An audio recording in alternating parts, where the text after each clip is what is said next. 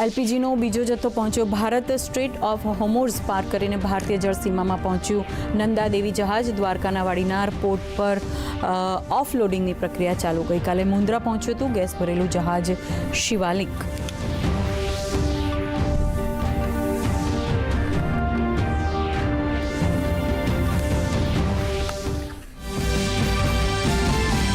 પશ્ચિમ એશિયા સંઘર્ષ વચ્ચે પેટ્રોલિયમ ઉત્પાદનો અને એલપીજીની આપૂર્તિ પર સરકારની નજર. સંગ્રહખોરી અને કાળાબજારી રોકવા માટે રાજ્ય સરકારોની કાર્યવાહી સતત ચાલુ.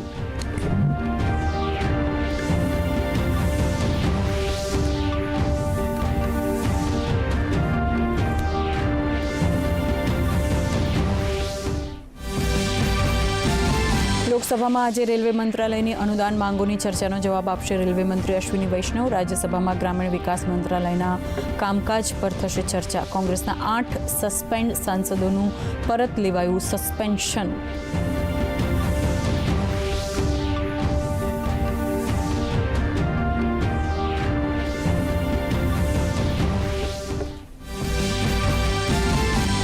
પશ્ચિમ એશિયાની વર્તમાન સ્થિતિ વચ્ચે એર ઇન્ડિયા યુરોપ અને કેનેડા માટે વધુ ફ્લાઇટનું કરશે સંચાલન. 19 થી 28 માર્ચ વચ્ચે 36 ફ્લાઇટ્સ કરાશે સંચાલિત.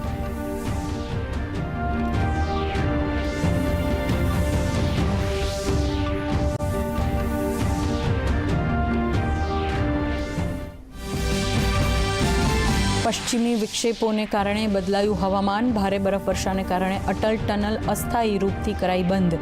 રેસ્ક્યુ ઓપરેશન યથાવત. પહાડી પ્રદેશોમાં સ્નોફોલ અને મેદાની પ્રદેશોમાં ભારે વરસાદનું એલર્ટ.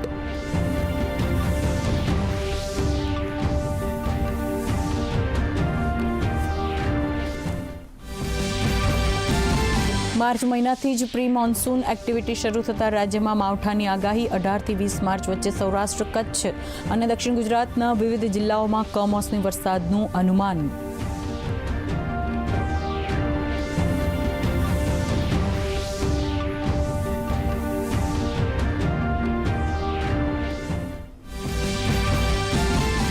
ગુજરાતમાં યુનિફોર્મ સિવિલ કોડની તૈયારી. યુસીસીનો ડ્રાફ્ટ રિપોર્ટ મુખ્યમંત્રી ભૂપેન્દ્ર પટેલને નિવૃત્ત ન્યાયાધીશ રંજના દેસાઈએ કર્યો સુપ્રત.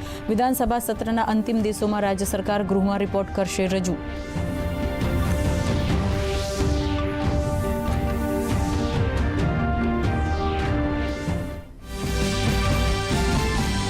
અફઘાનિસ્તાનની રાજધાની કાબુલમાં પાકિસ્તાનનો મોટો હુમલો. હોસ્પિટલ પર કરાયેલા હવાઈ હુમલામાં 400ના મોત, 250થી વધુ લોકો ઘાયલ. સંયુક્ત રાષ્ટ્ર અને આંતરરાષ્ટ્રીય માનવાધિકાર સંગઠને કરી હુમલાની નિંદા.